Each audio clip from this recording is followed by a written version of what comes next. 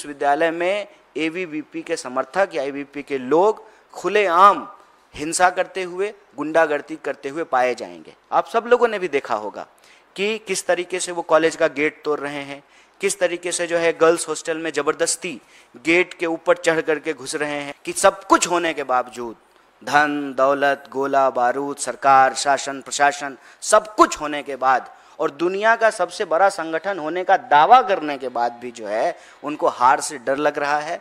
लेकिन हम उनको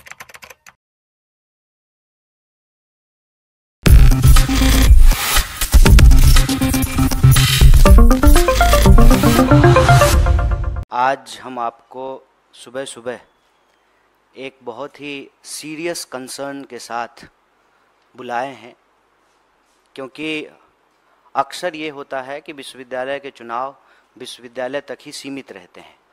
छोटी मोटी जो है छात्र संगठनों के बीच आपसी झड़प, बहसबाजी, वाद विवाद, ऐसी चीज़ें होती रहती हैं।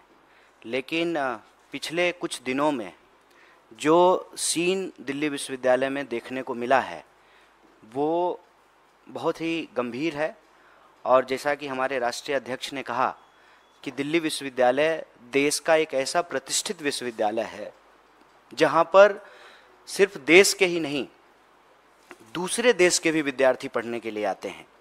और आज बार बार जो है बीजेपी कहती है कि ये डिजिटल इंडिया है, तो इस तकनीकी क्रांति के दौर में कहीं की बात कहीं तक पहुंचती है। और जिस तरह से सोशल मीडिया पर वायलेंस के वीडियो वायरल हो रहे हैं, स्वाभाविक है कि जो बच्चे फर्स्ट ईयर में यहाँ पढ़ने के लिए आए हैं या जो थर्ड ईयर से में हैं यहाँ पढ़ रहे हैं, उन सब के परिवारों को चिंता होगी। तो इस संबंध में हम आपसे कुछ बातें रखना चाहते हैं। सबसे अव्वल तो ये आप लोगों ने सुना होगा, भगत सिंह ने कहा है कि बम और पिस्तौल कभी इनकलाब नहीं लाते, मतलब बम और पिस्तौल से बदलाव रोका भी नहीं जा सकता है। ये जो दिल्ली विश्वविद्यालय का चुनाव हो रहा है, इसकी सबसे बड़ी खास बात यह है कि ऐसा शायद पहली बार हो रहा है कि थर्ड ईयर के स्टूडेंट भी फर्स्ट टाइम वोटर हैं और फर्स्ट ईयर के स्टूडेंट तो फर्स्ट टाइम वोटर हैं ही। ऐसे सिचुएशन में जिस तरीके से शासन प्रशासन के द्वारा एक खास संगठन को, एक खास तरह की विचारधारा को पोषित करने वाले लोगों को जो एक पावर का मिसयूज करके प्रोटेक्शन दे रही है, तो कहीं ना कहीं जिनके अंदर हिंसा की प्रवृत्ति है, गुंडागर्दी की प्रवृत्ति है, उनको बल मिल रहा है। और वो लगातार जो एक गौरवशाली चीज़ है भारत में, 750 से ज़्यादा पब्लिक यूनिवर्सिटी है, गिने चुने विश्वविद्यालय में चुनाव होते हैं, उसमें से दिल्ली विश्वविद्यालय एक है। और ये छात्रों के लिए, विद्यार्थियों के लिए एक अहम वक्त है जब आप अपनी लोकतांत्रिक अधिकारों को समझते हैं, सीखते हैं, उसका इस्तेमाल करते हैं और एक जिम्मेदार नागरिक बनने की प्रक्रिया में यह महत्वपूर्ण भूमिका निभाता है। ऐसे में इस पूरी की पूरी प्रक्रिया को डिस्टर्ब क्यों किया जा रहा है, यह हमको समझना चाहिए। मैं आपकी सूचना के लिए कुछ चीज़ें यहाँ बता देना चाहता हूँ। जैसा कि अध्यक्ष जी ने बताया कि 3 साल के बाद चुनाव हो रहे हैं और आपने देखा कि कोरोना में सब ने अपनों को खोया। कोरोना जो है एक गंभीर चुनौती थी, लेकिन कोरोना जो है कब महामारी है और कब बहाना है, ये सरकार अपने तरीके से तय करती है। तमाम तरह के जो है चुनाव हुए देश में, लेकिन विश्वविद्यालयों के चुनाव को रोक दिया गया। खैर, अब जब चुनाव हो रहे हैं, ये एक स्वागत योग्य कदम था और इसका हमने NSUI की तरफ से स्वागत भी किया। लेकिन जब से यह प्रक्रिया शुरू हुई है, इनकी कुछ चीज़ों पर अगर आप गौर करेंगे, सबसे पहले तो नॉमिनेशन और इलेक्शन का एक नोटिफिकेशन विश्वविद्यालय प्रशासन के द्वारा जारी किया गया, जिसमें कहा गया कि 12 तारीख को नॉमिनेशन होगा। और आप सब लोगों ने देखा होगा कि फिर एक और नोटिस आई और नॉमिनेशन का डेट जो है वो 12 से 14 कर दिया गया। यह जो नोटिफिकेशन आया, इसमें एक और चीज़ पे हम आपका ध्यान आकर्षित करना चाहते हैं कि कोरोना के आधार पर इस बार दिल्ली विश्वविद्यालय में जो लोग चुनाव लड़ रहे हैं उनको 2 साल का एज रिलैक्सेशन दिया गया, 3 साल का। और ये जो रिलैक्सेशन है, ये रिलैक्सेशन एक खास संगठन को फायदा पहुंचाने के लिए दिया गया। क्यों? क्योंकि विश्वविद्यालय के जो और स्टेक होल्डर्स हैं, चाहे वो कर्मचारी हों, चाहे वो टीचर हों, चाहे स्टूडेंट्स हों, उनके बीच में इस बात को लेकर के कोई जानकारी नहीं थी। मतलब बहुत ही आर्बिट्ररी तरीके से जो है यह नोटिस लाया गया। खैर, अगर विद्यार्थियों को कोई भी लाभ मिल रहा है तो हम उसका स्वागत करते हैं। उसके बाद हमने क्या देखा कि एबीवीपी कुछ भी करे उसको खुली छूट है। मतलब पुलिस की मौजूदगी में दूसरे संगठनों के, खास करके जैसा कि आप जानते हैं दिल्ली विश्वविद्यालय के चुनाव और दिल्ली विश्वविद्यालय में एक एक विद्यार्थी इस बात को जानता है कि एबीवीपी का पिछले 4 सालों की जो अराजकता है उस पर कोई पूर्ण विराम लगा सकता है तो वह एनएसयूआई है। तो खास करके एनएसयूआई के जो वर्कर हैं, जो लोग एनएसयूआई के लिए प्रचार कर रहे हैं, समर्थक हैं, उनको डिस्टर्ब किया जाना शुरू हुआ। वो सामान्य तौर पे अगर अपने कॉलेज में हैं, कॉलेज के बाहर हैं, तो जो है उनकी अवैध गिरफ्तारियां शुरू हुई, पोस्टर फाड़े गए। और ये बात हम सिर्फ चुनाव के कॉन्टेक्स्ट में नहीं कर रहे हैं। पिछले कुछ दिनों में अगर आप देखेंगे तो लगातार दिल्ली विश्वविद्यालय में एबीवीपी के समर्थक या एबीवीपी के लोग खुलेआम हिंसा करते हुए, गुंडागर्दी करते हुए पाए जाएंगे। आप सब लोगों ने भी देखा होगा कि किस तरीके से वो कॉलेज का गेट तोड़ रहे हैं, किस तरीके से जो है गर्ल्स हॉस्टल में ज़बरदस्ती गेट के ऊपर चढ़ करके घुस रहे हैं, किस तरीके से जो गर्ल्स कॉलेज का फेस्ट है उसमें घुस करके डिस्टरबेंस कर रहे हैं, किस तरीके से आम विद्यार्थियों को परेशान किया जा रहा है, डराया जा रहा है, धमकाया जा रहा है। चुनाव प्रचार करने के नाम पर जो गर्ल स्टूडेंट हैं उनके साथ छेड़छाड़ जैसी स्थिति जो है पैदा की जा रही है। तो ये जो पूरा का पूरा वातावरण है वो दिल्ली विश्वविद्यालय की प्रतिष्ठा को कलंकित करता है। यह एक गौरवशाली विश्वविद्यालय है और जब जैसा कि हमने आपको कहा कि डिजिटल वर्ल्ड में हर जगह की बात हर जगह पहुंचती है, तो ये हमारे देश के मान सम्मान से जुड़ा हुआ सवाल है। और देखिए सबसे इसमें खतरनाक बात क्या है कि कहते हैं ना कि चोरी और सीना जोड़ी, खुद वायलेंस कर रहे हैं, गेट तोड़ रहे हैं, विश्वविद्यालय कॉलेजों में ज़बरदस्ती घुस रहे हैं, दूसरे संगठन के जो वर्कर हैं उनको पीट रहे हैं, पुलिस जो है ज़बरदस्ती उनको डिटेन कर रही है। और वही लोग जो है मीडिया को यह भ्रमित करने का प्रयास करते हैं कि एनएसयूआई के लोगों ने वायलेंस किया। तो मैं आप सबके माध्यम से कहना चाहता हूँ, मैं एनएसयूआई का राष्ट्रीय प्रभारी हूँ। भारतीय राष्ट्रीय कांग्रेस ने यह जिम्मेवारी हमको दी है।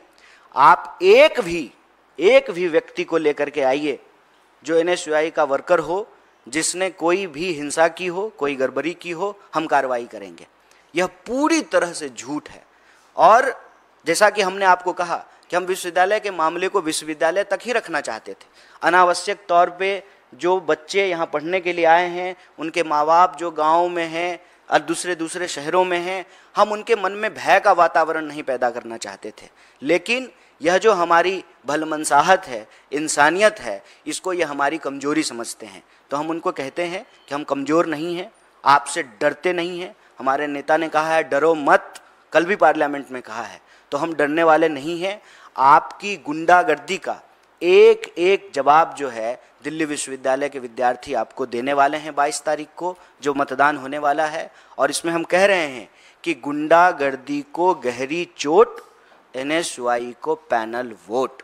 पूरा जो हमारा पैनल है 4165, पूरे पैनल को हर कॉलेज में, हर वर्ग, हर क्षेत्र, हर समुदाय, हर लिंग के लोग जो है वो समर्थन कर रहे हैं। और यही वजह है कि सब कुछ होने के बावजूद, धन दौलत, गोला बारूद, सरकार, शासन प्रशासन, सब कुछ होने के बाद और दुनिया का सबसे बड़ा संगठन होने का दावा करने के बाद भी जो है उनको हार से डर लग रहा है। लेकिन हम उनको कहना चाहते हैं चाहे कुछ भी हो जाए, हम दिल्ली विश्वविद्यालय के भीतर जो शिक्षा का माहौल है उस माहौल को हम बिगड़ने नहीं देंगे। शांति, सत्य, भाईचारा और लोगों के लिए शिक्षा का बुनियादी अधिकार, इसको हम सुरक्षित करेंगे। शिक्षा जो है वो हमारे लिए हमारा संवैधानिक बुनियादी अधिकार है। इसीलिए हम कहते हैं कि सबकी सस्ती अच्छी पढ़ाई हमारा बुनियादी अधिकार है, इसको हम किसी भी सूरत में जो है रोकने नहीं देंगे।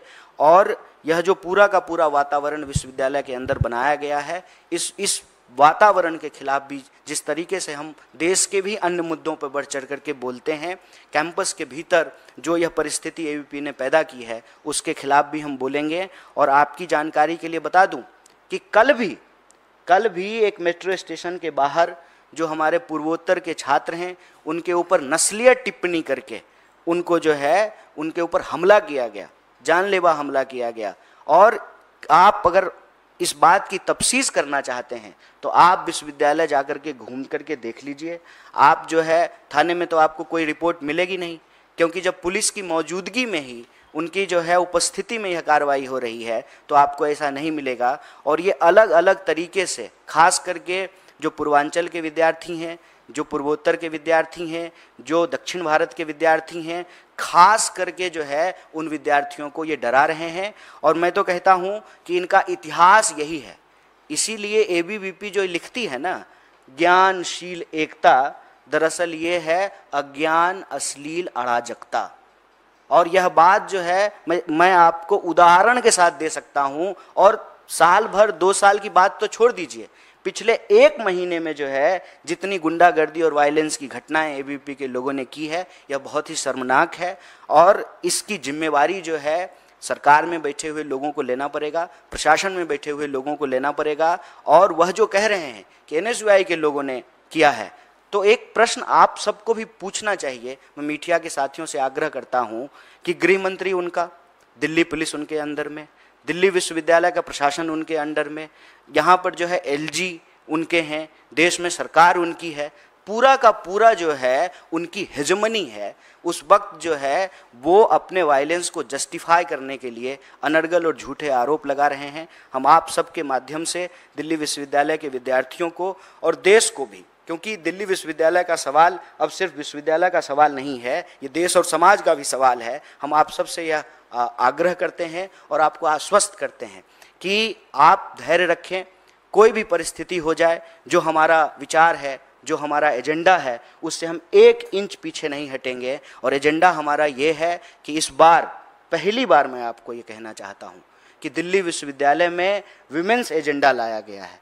और उस एजेंडे की सबसे खास बात यह है कि महीने के 2 दिन, कम से कम 2 दिन जो मेंस्ट्रुअल लीव की बात की जा रही है, और इसको लेकर के दिल्ली विश्वविद्यालय की लड़कियों ने जिस तरीके से रिस्पॉन्ड किया है। खास बात यह है कि जब हमारे कैंपेनर कैंपेनिंग कर रहे हैं तो महिला शिक्षिका आकर के कहती हैं कि हमारे लिए तुम लोग क्यों नहीं कर रहे हो। तो जिस तरीके से समर्थन मिल रहा है हमारा स्टूडेंट सेंट्रिक एजेंडा को, जिस तरीके से कॉलेज के भीतर जो एनएसयूआई से जुड़े हुए लोग नहीं हैं, रेगुलर स्टूडेंट हैं, पढ़ने वाले विद्यार्थी हैं, जो क्लास करते हैं, लाइब्रेरी जाते हैं, घर से आते हैं, वापस घर को जाते हैं, वो तमाम विद्यार्थियों का एक व्यापक सपोर्ट मिल रहा है। क्योंकि हमारा जो एजेंडा है उसमें हम राजनीति नहीं खेल रहे हैं।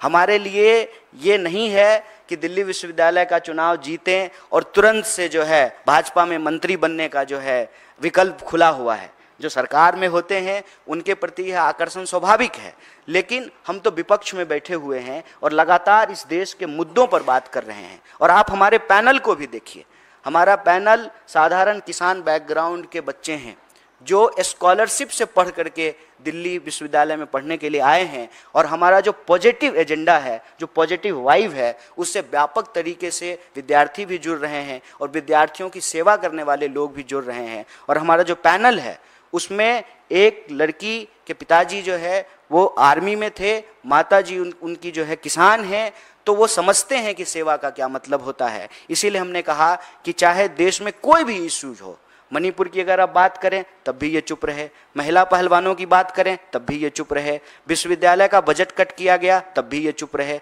हर साल जो डूसू का बजट था उसका क्या हुआ, दिल्ली विश्वविद्यालय ने उस बजट को क्या किया, उस पर भी ये चुप हैं। और जब चुनाव नज़दीक आ गया है, इनको लगता है कि हम हार जाएंगे और सरकार में जो बैठे हुए लोग हैं उनके सामने एबीवीपी के जो नेता हैं उनकी इज्जत जो है वो दाव पे लगी हुई है। तो जो उनका असली कैरेक्टर है ना, कहते हैं ना कि परीक्षा के वक्त लोगों का असली चरित्र बाहर निकल जाता है। तो ये जो ज्ञानशील एकता का दावा करने वाले हैं, उनकी अज्ञानता, अश्लीलता और अराजकता सामने आ गई है। क्यों? क्योंकि उनके सामने एक डेमोक्रेटिक पैनल है, जो पैनल इस बात को सुनिश्चित करने की कोशिश कर रहा है कि चुनाव का परिणाम चाहे जो भी हो, हम विद्यार्थियों के लिए जैसे सतत लड़ते रहे हैं, हम आगे भी लड़ते रहेंगे। और आप लोगों के नोटिस के लिए बताना चाहता हूँ, जब पहलवान आंदोलन हो रहा था, ठीक उसके बगल में जो नॉर्थ ईस्ट के स्टूडेंट थे वो बगल में बैठे हुए थे और उनके ऊपर किसी का ध्यान नहीं जा रहा था।